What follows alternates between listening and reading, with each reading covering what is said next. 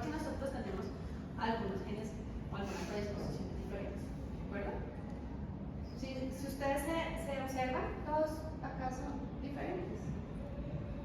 En general, bueno, yo tengo el pelo rosa, súper crespita divina, me encanta, unos más altos, otros más bajitos, ¿de acuerdo? En general, los latinos somos muy mezclados, ¿verdad? Y eso es lo que hace bonito que no sea latino.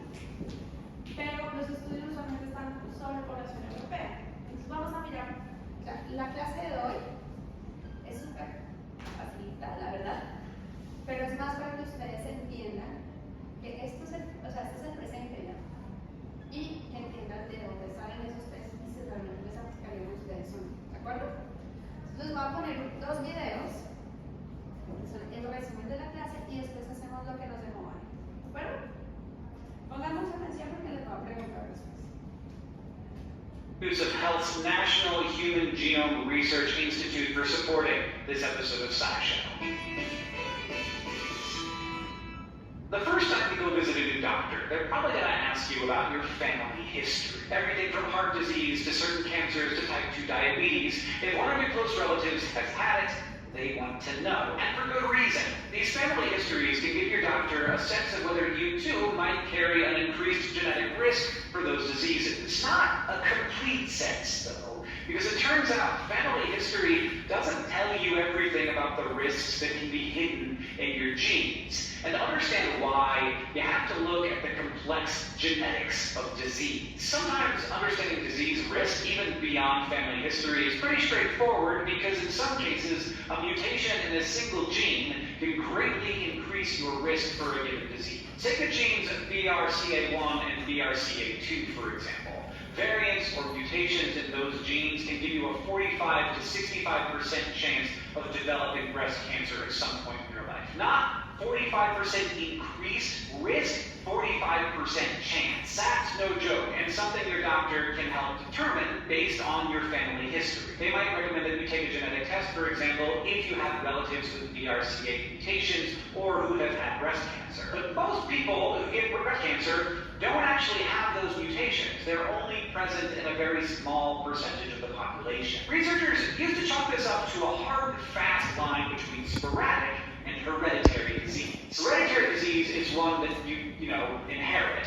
A sporadic one isn't inherited. It's seemingly caused by something in your environment or something else, except that distinction is starting to break down the more we learn about our genome. See, sometimes a single gene can confer a huge risk all by itself, like BRCA1 or 2. Other times, though, it's more like 1,000 little cuts, because lots of genes are involved in increasing your disease risk. Basically, a large number of gene variants each contribute a teeny tiny amount to your risk of heart disease, cancers, or other conditions. And the more of them you inherit, the greater your risk. That's true even if your parents or grandparents never got sick. So from the point of view of your family history, it wouldn't seem like you're at risk, even though you are. We can detect the genetic part of these many gene or polygenic diseases, though, now that we have the sequence of the human genome. One of the most important tools that whole genome sequencing has given us is a type of study called a genome-wide association study, or GWAS for short. These studies examine genetic data from a huge number of people, though usually there's no need to sequence their entire genome.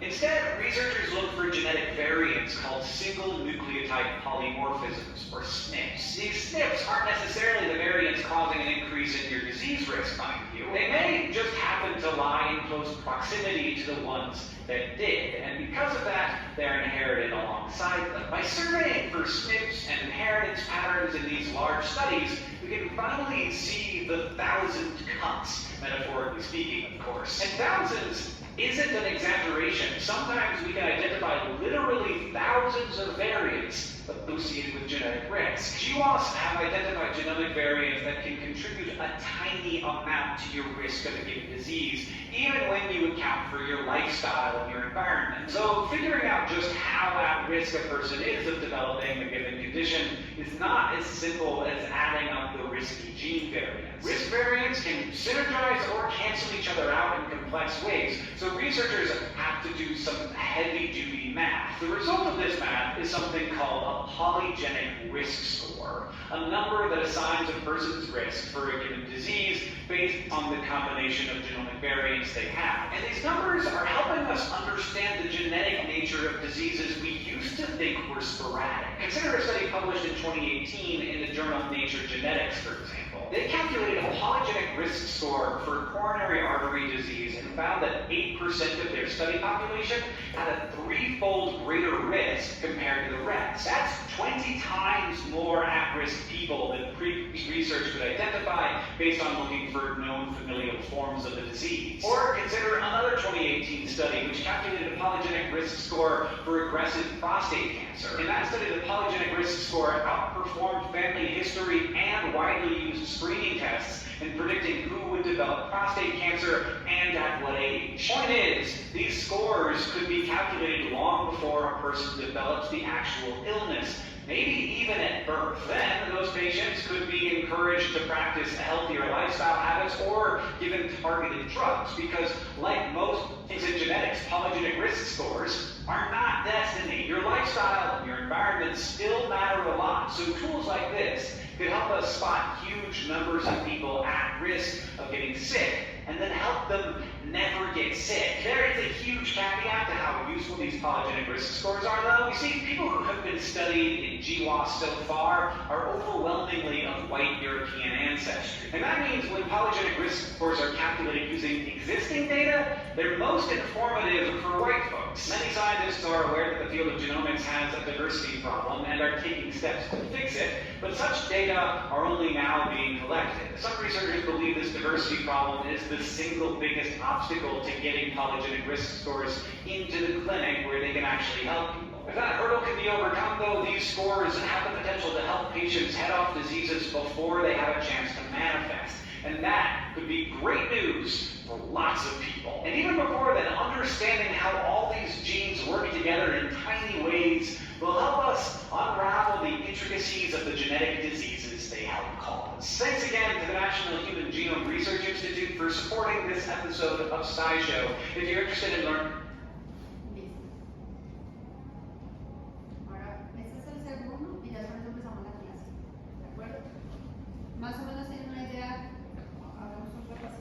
Bueno, vemos esto y hacemos que entendieron y sobre eso desarrollamos la clase. Esto es más cortito.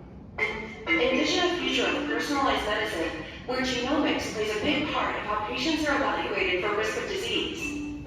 One way is with polygenic risk scores, calculations that can assess our genetic risk for a certain complex condition or disease. But what are they? And how are they calculated? First, we need to understand polygenicity. With a monogenic condition, like cystic fibrosis, we know that the presence of a single allele inherited from each parent leads to inheritance of the disease. But with complex diseases, like Parkinson's disease, or say, coronary artery disease, it's much more complicated. Many genes are implicated with disease, resulting from hundreds or thousands of variants, each having a small effect that, when added together, could determine someone's genetic predisposition for a disease. That genetic risk doesn't mean they'll necessarily have coronary artery disease. There are still other factors to consider, like lifestyle and environment. But what we can do is assess their genetic risk based on their genotype, then possibly inform lifestyle changes to mitigate their overall risk of disease. So how do we calculate polygenic risk scores?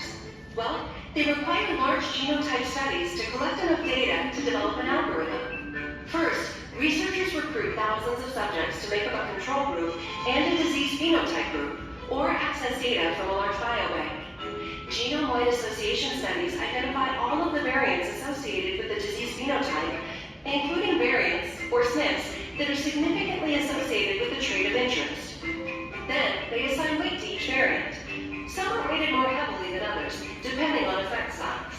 Also accounting for heritability, this information is used to develop an algorithm that will compute a polygenic risk score. A validation study is then conducted to determine how accurate it is in distinguishing between the control and disease cohorts. Validated risk scores can then be applied to the population while keeping this in mind. A polygenic risk score is only giving the relative risk compared with the specific population it was created with. That's why it's falling somewhere on a distribution curve. And it's important to develop a risk score algorithm with the ethnic population it is intended for. Applying an algorithm designed on data of European descent to a person in Japan might not be as accurate. So different scoring algorithms will be needed for different populations. In some countries, polygenic risk scores are already being piloted in health systems. In the near future, polygenic risk scores could be another personalized factor in assessing risk for complex diseases. And from one genotyping test, polygenic risk scores could be calculated across many different diseases for an individual. How will polygenic risk scores benefit your disease area of interest? Listo. Bueno, entonces vamos a empezar ya con la presentación sobre los videos que acaban de ver. Estoy segura que ya les queda todo más, les va a empezar a quedar todo más claro, igual vamos a hablar. Entonces, ya tenemos cambios. Ustedes ya se acuerdan de las variantes que vimos. La variante les dije que eran variantes patogénicas, probablemente patogénicas, de significado incierto, benignas y probablemente benignas. Esa no está ahí, pero si yo hablo de variante patogénica y probablemente patogénica, ¿cuál es el porcentaje de certeza que tengo o que va a producir, o sea, por que está asociado a una enfermedad? Al 90. ¿Listo? Cuando tengo variantes benignas y probablemente benignas, entonces el nivel de certeza que tengo que no está asociado a la enfermedad es el 90%. Y hay variantes de significado incierto que simplemente no sé. Cuando yo estoy en el resto de sectores que no son variantes patogénicas o probablemente patogénicas que están asociadas con la enfermedad, pues acá es del 90% hasta el 99%, ¿no? Dijimos. Porque con todo un pedazo que son variantes de significado incierto, que se llaman PUS, variantes benignas y probablemente benignas. Y yo puedo tener muchos cambios, ¿no? Hay muchos cambios. Silentes, por ejemplo, que no alteran la proteína, o no sinónimas alteran la proteína y podrían estar asociadas a enfermedad o no. Eso ya lo saben ustedes. Y hay varios tipos de cambios. ¿Qué hace que nosotros, se acuerdan que en la primera clase la doctora Vanessa en la presentación tenía como, yo quiero ser igual a Supergirl, o algo así, o era Superman, no me acuerdo, y que decía que, claro, usted lo puede ser, porque compartimos el 99,9, pero hay un 1% que es diferente. Ese 1% que es diferente es lo que hace que cada uno sea diferente, ¿de acuerdo? Y a veces esa suma de esos pequeños cambios me podría predisponer a tener ciertas condiciones. Si yo tengo una mutación en el gen BRCA1-BRCA2 y se los pongo porque en el primer video el señor habló, ¿verdad? ¿Qué dijo él en el video? Que si uno tenía una mutación o una variante patogénica en BRCA1-BRCA2, uno tenía un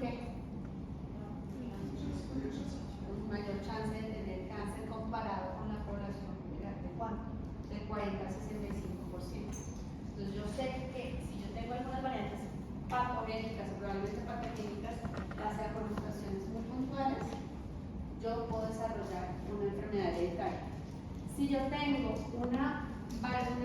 dos variantes patogénicas en homocigosis para el gen SPTR, ¿qué enfermedad me da? Fibrosis quística. Si yo tengo un cromosoma extra en la posición 21, ¿qué condición tengo? Trisomía 21. ¿Ustedes creen que uno puede tener fibrosis quística o trisomía 21 si no tiene un cromosoma más o tiene esas dos variantes? ¿Les podría dar fibrosis quística si no tienen eso? No. Entonces, ¿por qué les digo eso? Porque hay enfermedades que son netamente hereditarias. Obviamente, si se puede utilizar un vínculo, oigan, no todo lo hereditario, o sea, tenemos que decidir lo que es hereditario y lo esporádico. Ustedes en las clases anteriores han visto todos esos mecanismos de herencia. Entonces, un ejemplo es la enfermedad autosómica dominante. ¿Dime?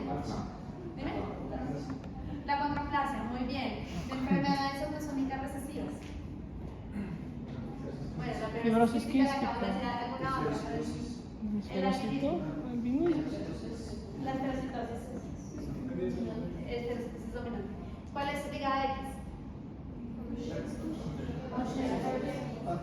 Ajá. Duchenne, espérame.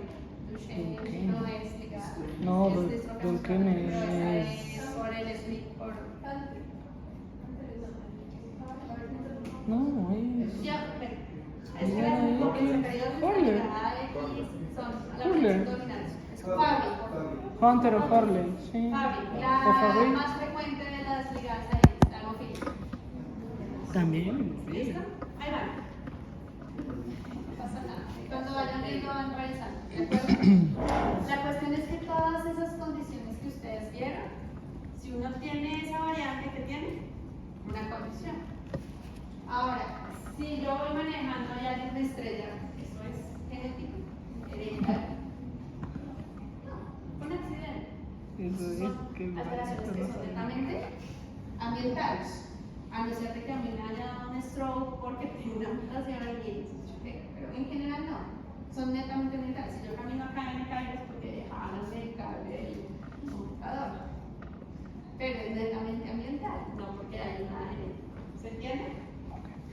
Sin embargo, hay un espectro entre eso que es 100% hereditario y eso que es 100% ambiental, que son las enfermedades multifactoriales. ¿Cuáles son las enfermedades multifactoriales? ¿Qué quiere decir diabetes, cardiovasculares, son las más frecuentes? Esas dos son como...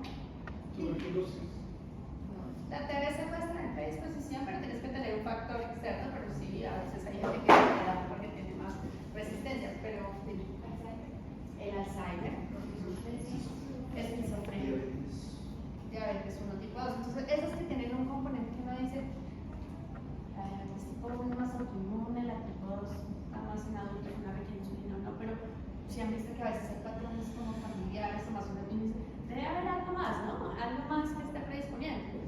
Si es una infección, usualmente las infecciones son por factores ambientales, por supuesto. Uno pudiera mirar más fino y mirar si hay algún tipo de predisposición según los genes que uno tenga. Entonces, para eso, para poder como tener esa correlación entre lo ambiental y lo genético, sobre todo esas enfermedades tan complejas, ¿qué se desarrolló? ¿Qué vieron en el video? Ya sabemos que hay netamente genéticos y netamente ambientales, ¿verdad? Y que hay un espectro ahí como en el higo, que si uno, esas enfermedades tan frecuentes, uno pudiera tener como una predisposición, una predicción más segura de si cada uno lo va a desarrollar o no, pues puede ser tratamiento de prevención primaria. Recuerden que les dije que la medicina sería ideal, tenemos el paciente que me van a saber qué puedo hacer, ¿verdad? Entonces básicamente es eso. Entonces para eso, bueno, y obviamente ustedes saben que en general todo esto es para la genética, pero obviamente el estilo de vida es indispensable, porque el señor del video hacía algo muy específico y fue la palabra que dijo el doctor, el compañero, que dijo acá una cosa, es que chance, ¿verdad? ¿Por qué habla de chance? Porque él hacía la distinción específica de esa palabra y lo digo varias veces en el video. Porque a pesar de tener el gen, o sea, defectuoso, que pueda estar teniendo una afectación, también depende de otros factores que pueden modificarse, pueden tener o no. Entonces, esto también podría ser como, tengo el gen, podría estar afectado o podrían estar afectados. Claro, Depende de la población. ojo, cuando yo estoy hablando de netamente genéticos, yo ya sé que estoy acá en este lado. O sea, que el gen está afectado. Porque tener un riesgo es que una probabilidad, no es algo absoluto. De genética no hablamos de absoluto, ¿de acuerdo? Cuando estoy dentro de este riesgo patológico, probablemente patológico, yo tengo un riesgo súper alto de desarrollar. Y cuando yo hago estudios de cáncer, que yo identifico una mutación en BRCA2 de algún paciente, ¿yo qué hago con esos estudios? Le hago estudios de segregación a quién? A los que vienen de abajo. ¿Por qué? Porque si está positivo, yo le digo, tú tienes un riesgo, entre el 40 y el 65% de ser cáncer. Ese es el riesgo que tiene. Puede que no lo desarrolle, puede que sí, entonces ¿qué vamos a hacer? ¿Qué dicen las guías? No, tienes que hacerte una resonancia magnética al año, con una mamografía a los 6 meses, y después de los pegos y ya tienes pareja satisfecha, hacer operectomía y mastectomía. Es fuerte, ¿no? De prevención primaria. Dime. Entonces, el cáncer es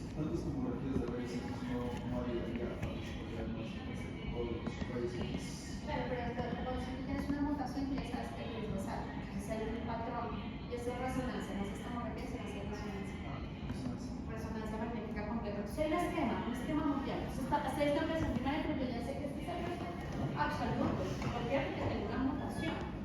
Pero cuando yo estoy hablando de riesgos, como de riesgos externos, y ahí veníamos al otro. ¿Se acuerdan que nos trae el panorama y uno dice, puede tener fibrosis quística en el segundo video? Este es, y me da hormonal y se desarrolla. Pero si yo quiero saber cuál es el riesgo cardiovascular y eso, ¿qué hacían en el video? ¿Qué estudiaban? Estudiaban el genoma completo. ¿Por qué estudian el genoma completo? ¿Qué pasaba ahí?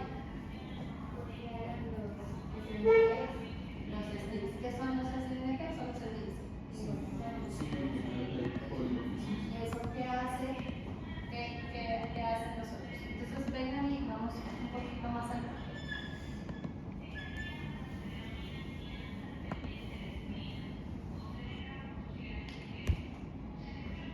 Resulta que esta es la persona 1 y esta es la persona 2. ¿Qué ven que hay diferente entre ellos? Un cambio en un solo núcleo. ¿Listo? Les digo. Resulta que todos, lo que hace que este se general este verde, claro, oscuro, azul, morado y diferentes gamas, es que eso es lo que hace que acabamos de ver. Si resulta que todas estas personas son entonces, ¿qué hace que este sea de pronto de este color? Que tiene este diferente, ¿verdad? Este es diferente. Si yo, por ejemplo, quiero ver qué es lo que hace que todas las personas que estén como dentro de esta gama, pues lo miro si hay alguno que se esté repitiendo entre ellos.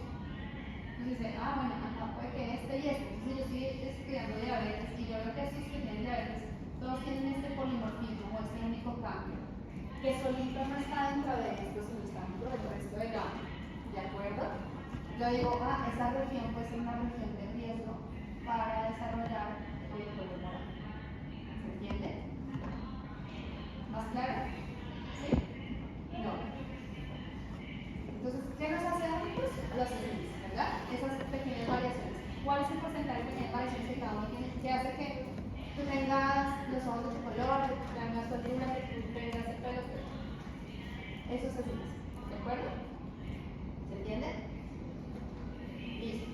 Entonces, para que este sea naranja, tiene que tener esos nids y así. Sucesivamente, y eso es lo que hace que cambie.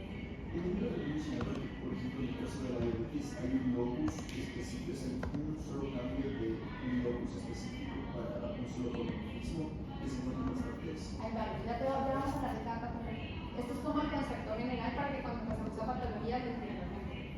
¿Listo? Entonces, esos pequeños cambios que hay, o esos variantes nucleosos, hacen que estas personitas tengan diferentes colores. ¿De acuerdo?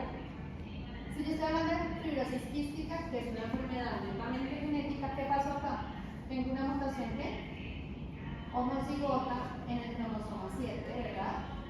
En el gen del CPT, ¿de acuerdo? ¿Qué hace que yo manifieste la enfermedad? Pero, por ejemplo, para arteriopatía coronaria, no hay un solo gen que me dé arteriopatía coronaria, ¿de acuerdo?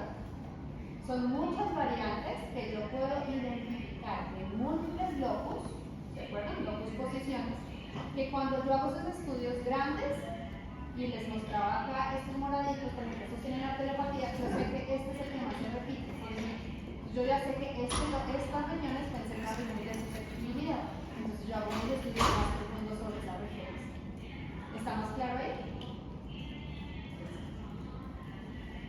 Ahora, según cómo yo tenga esa distribución de esos pequeños cambios o múltiples cambios que son frecuentes en la población, según cómo se distribuye, es como cuando yo compro un bingo. ¿Alguien ha jugado bingo? ¿Sí? Ya está muy bien, todos tienen los mismos números, ¿verdad?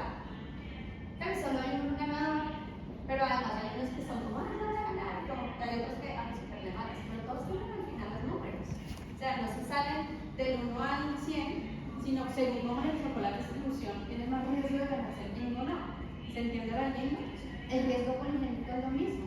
Entonces van a haber unos que estén dentro de la media, como si llevo 4 fichas, que es como la proporción, otros que llevan casi las 10, y otros que tengan 2. Esa es la distribución de la normalidad. Estos que están sobre la izquierda van a tener menos riesgo que los que están absolutamente sobre la derecha, que tienen mayor riesgo. ¿Hasta ahí vamos bien? Listo. Volvemos a la presentación. Entonces, resulta que el que yo tenga esas variables me puede generar alguna susceptibilidad o un riesgo mayor de tener una enfermedad. Sin embargo, como decía el video, eso puede ser modificable. Si yo sé que yo tengo un riesgo alto para enfermedad cardiovascular, ¿yo qué tengo que hacer? Prevenir, hacer ejercicio, ¿cierto? Porque eventualmente yo voy a necesitar más ejercicio que el resto de la población. ¿De acuerdo? ¿Se entiende eso? Listo. Entonces, ahora sí vamos a seguir con la presentación. Los tipos y mecanismos de susceptibilidad genética. Acuérdense que la susceptibilidad se establece entre lo genético y lo ambiental. La mayoría de las enfermedades son poligénicas. Cuando digo poligénicos, hablo de más de un gen. ¿De acuerdo? Y las variantes pueden resultar un efecto aditivo. O sea, acá tenemos las cuestiones netamente ambientales o heterogenéticas. Ustedes mismos las dijeron: hemofilia, sonomesis imperfecta, fenilketonuria, galactosemia Duchenne, o sea, están volando. ¿De acuerdo? ¿Y cuáles son las que son ambientales? Tuberculosis, que es una infección, entonces acá es escorbuto, la deficiencia de vitamina C, los accidentes, etc. Pero la mayoría están ahí como úlcera péptica, diabetes, enfermedades genéticas, raramente factoriales, ¿listo? ¿Cómo puedo saber cuál es el porcentaje de esos genes que están afectando, que están implicados dentro de cada patología? Entonces, para eso se hacen estudios familiares, ¿de acuerdo? Sobre todo en gemelos. Usualmente, si yo sé que mi abuela tuvo diabetes, y mi tía tuvo diabetes, y mi abuela tuvo diabetes, uno dice: yo también tengo una predisposición, es como lo que le hicimos la cabeza. Sin embargo, la diabetes es multifactorial. No hay un gen único, a no ser que sea una diabetes como, digamos, lo que acá yo me de una manera de decir. ¿Listo?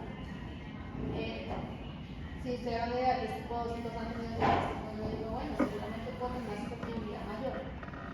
¿Cuál es el porcentaje? ¿Por qué? Y sobre eso se han hecho estudios de DIWAS, que fue lo que les dijo el anterior. ¿Qué hacían los estudios de DIWAS? O sea, así como los gemelos que no son idénticos y los que son idénticos, y se toman también los factores ambientales y se ve los que están de cada uno.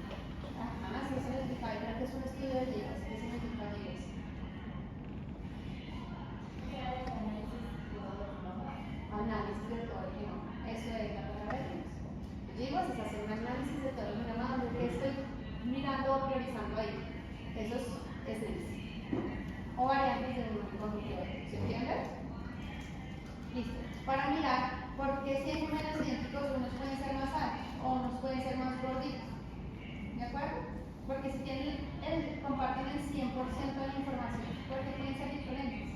Sería lo mismo que cuando nacen dos gemelos idénticos, uno se queda como en el servicio social, que los papás se mueren y el otro se los llevan, no sé, a otro país donde los recursos son mejores. ¿Creen que la talla, el peso, va a ser igual en esos gemelos idénticos? Eso también varía porque la alimentación varía, o sea, ese ejercicio no. Entonces, tiene mucho también que ver el ambiente, ¿de acuerdo? Entonces resulta que la heredabilidad es una estimación matemática de contribuciones relativas en un rango de variabilidad de condiciones genéticas y factores ambientales. Y sobre eso yo miro o hago unos cálculos según la población a estudio, por eso ellos ponían como cada población tiene una heredabilidad diferente, ¿verdad? Y según la información que transmite y lo que hace la familia, y sobre eso ellos sacan estudios donde tratan de establecer por esa fórmula matemática la heredabilidad. Entonces, por ejemplo, la diabetes tipo 1, la heredabilidad es 0,9%, ¿de acuerdo? Para diabetes tipo 2 que es menor, 0,3 a 0,6. Obesidad, 0,406. Enfermedad de Crohn, 0,6 a 0,8. Colitis ulcerativa, 0,5. Esclerosis múltiple, 0,3 a 0,8. Anquilosis espondilitis anquilosantes, mayor de 0,9. Artritis, 0,6. Esquizofrenia, 0,7 a 0,8. Trastorno afectivo bipolar, 0,6 a 7. Y así sucesivamente. Entonces, una vez piensa que estas enfermedades realmente no tienen ningún componente hereditario, pero a través de los estudios de heredabilidad, el que uno tenga un familiar, sobre todo si es un familiar gemelo, un familiar de primer grado,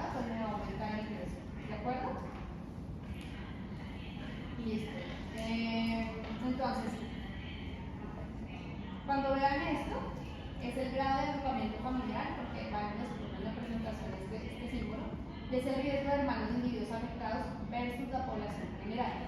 Entonces, los estudios de asociación ya dijimos que todos somos 99,9% iguales, 0,1 diferentes y que los smiths es lo que hace que seamos diferentes. Ahora, por ejemplo, si yo tengo un diagnóstico de espondilitis anquilosante, si yo le hago la HLA y sale B27, yo ya hago diagnóstico de esta condición. La enfermedad celíaca, si yo tengo el receptor BD4, para hemocromatosis Z3, esto me produce como una mayor susceptibilidad. Ahora bien, ¿se acuerdan de la distribución de la curva que les dije? Que les mostré. Lo que está en la mitad, ¿qué sería? Lo normal, ¿verdad?